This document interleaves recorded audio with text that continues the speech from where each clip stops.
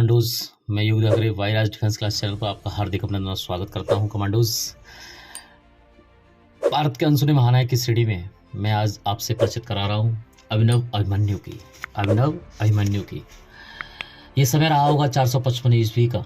भारत अपने स्वर्ण युग के वैभव का आनंद उठा रहा था, पर शेष विश्व उस समय आतंक से थरथरा रहा था। वे अपनी नमदे के तंबुओं के चलते फिरते और दुओं में रहते थे। वे इंसान की खोपड़ियों को अपने तंबू से ट्रॉफियों की तरह सजाते थे। वे अब इंसान की खोपड़ियों को अपने तंबू में ट्रॉफियों की तरह सजाते थे और वे घोड़ी के दूध से बनी शराब कोमिस दुश्मनों की खोपड़ी में पीते थे। वे इंसानी जिंदगी को कीड़े मकोड़े से ज्यादा कुछ नहीं समझते थे। अपने घोड़ों पर ही सोते जागते थे, जहां से भी गुजरते थे खून की नदियां बहाते थे और आग का समुद्र लहराने लगता था।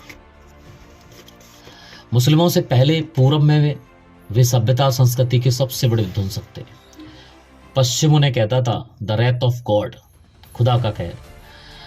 दुनिया उन्हें पुकारती थी हूड। वे चीन जैसे प्रतापी साम्राज्य से कर वसूलते थे। पूर्वी रोमन साम्राज्य को उन्होंने उखाड़ फेंका था और पश्चिमी रोमन साम्राज्य की जड़ें खोखली कर दी थी। यूरोप और फारस कांप रहे थे। उनका अगला निशाना था भारत।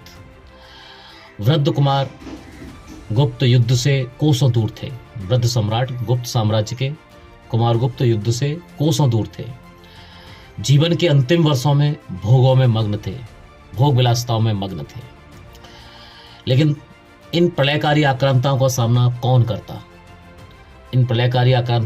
कौन करता?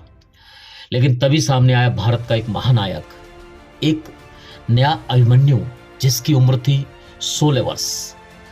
उस 16 वर्ष के किशोर जिसकी मैं बात कर रहा हूं, उनका नाम है महान स्कंदगुप्त, जिन्होंने 16 वर्ष की अवस्था में पूरे साम्राज्य को संभाला और होड़ों को कई हजार किलोमीटर दूर पछाड़ के रख दिया, जिसने 50 साल तक हिम्मत नहीं की भारत आने की।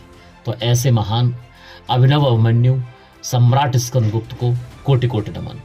जय हिंद, वंदे मातरम, भारत माता की।